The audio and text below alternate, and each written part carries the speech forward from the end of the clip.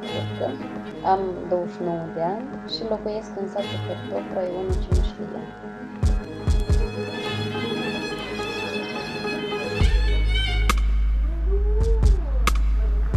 Ziua mea obișnuită de lucru se începe pe la ora 7, 7:30, cu mulsul caprelor. După mulți le scot la iemaș, am 5 capre tare deștepte, tare drăguțe și care le iubim.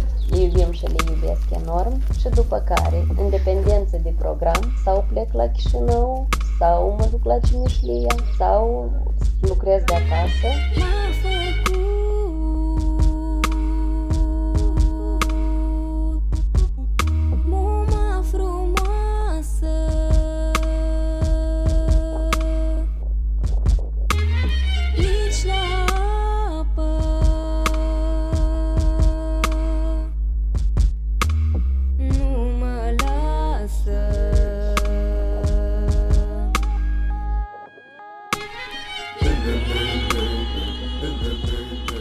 Lucrez manager cultural într-o organizație obștească care am fondat-o acum 2 ani împreună cu o colegă, îi spune Centru de Proiecte Culturale ADAR. Și cred că de jumătate de an deja tot timpul meu îl dedic acestei asociații și proiectelor pe care le facem acolo. Am colaborat cu Festivalul Internațional de Film Documentar Cronograf. Tot în Cronograf am adus în Cimișlia secțiunile Un like pentru documentar și Cronograf junior și am avut și public și am fost foarte mulțumită de primul pas care l-am făcut în decentralizarea culturii.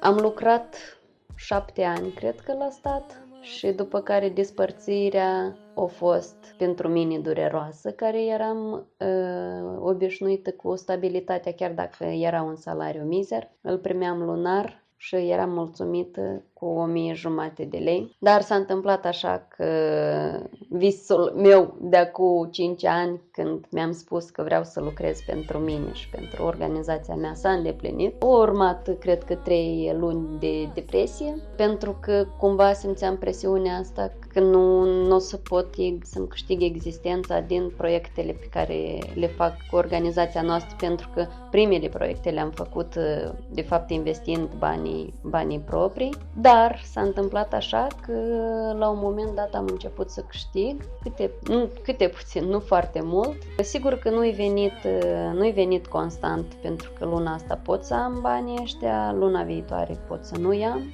dar libertatea și plăcerea care mi-o aduce lucru în acest domeniu, în domeniul culturii, cred că sunt mai importante decât toate beneficiile materiale din lume. Plus că, datorită lucrului, pot călători în multe țări, la diferite festivaluri, la diferite ateliere, să întâlnesc cu oameni extraordinar de interesanți, să facem parteneriate, să colaborăm și asta mi se pare minunat. La un moment dat, cred că am avut o dorință mare să plec din țară, dar mare dorință, de asta care tocmai te apuc panica de la dânsa.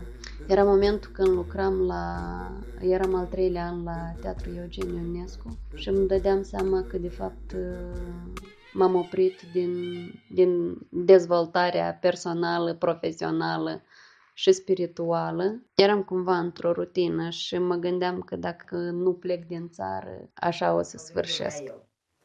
Ultimul bisturiu pe care l-a cumpărat Ministerul Sănătății a fost aproximativ în anul în care trăiește acum mama mea.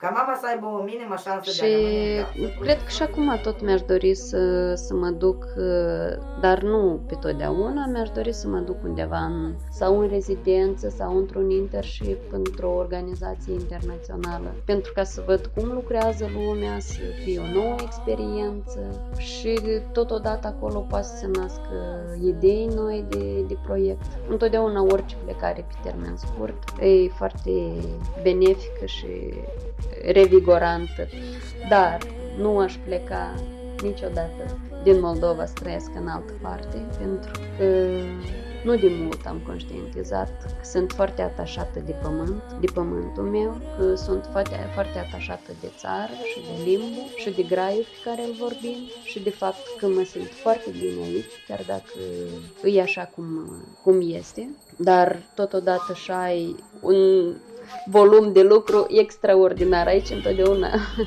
te simți utilă în Moldova, pentru că sunt multe lucruri de făcut și eu vreau să pun mâna și să construim sau să construiesc țara în care mi-ar plăcea eu să trăiesc, nu să mă duc într-o țară deja pe care alții și-au făcut-o după cum au dorit ei. Acum, în momentul ăsta, mă simt foarte bine în lucru pe care îl fac și chiar am sentimentul ăsta puternic în mine, că simt că lucrurile o să se întâmple din ce în ce mai bine și cultura o să devină din ce în ce mai importantă și colegii mei o să înceapă să facă și proiecte în afara Chișinăului și o să facem și proiecte mai mari și mai mici și asta cumva... Asta mă liniștește și mă inspiră și îmi dă forță să continui să fac ceea ce fac. Și ceea ce fac, de fapt, fac în primul rând pentru mine, pentru sufletul meu și pentru ca să mă simt bine ca om pe acest minunat pământ. Cred că cea mai mare frică, spunea cineva, aș bea vin, dar beau coniac. Cred că asta e cea mai mare frică, să faci ceea ce nu-ți place. Ceea ce nu-ți aduce plăcere, ceea ce te consumă, să lucrez pentru bunăstarea materială, să-mi dedic timpul materialului. Asta cred că e cea mai mare frică, să fac ceea ce nu m-ar face plăcere.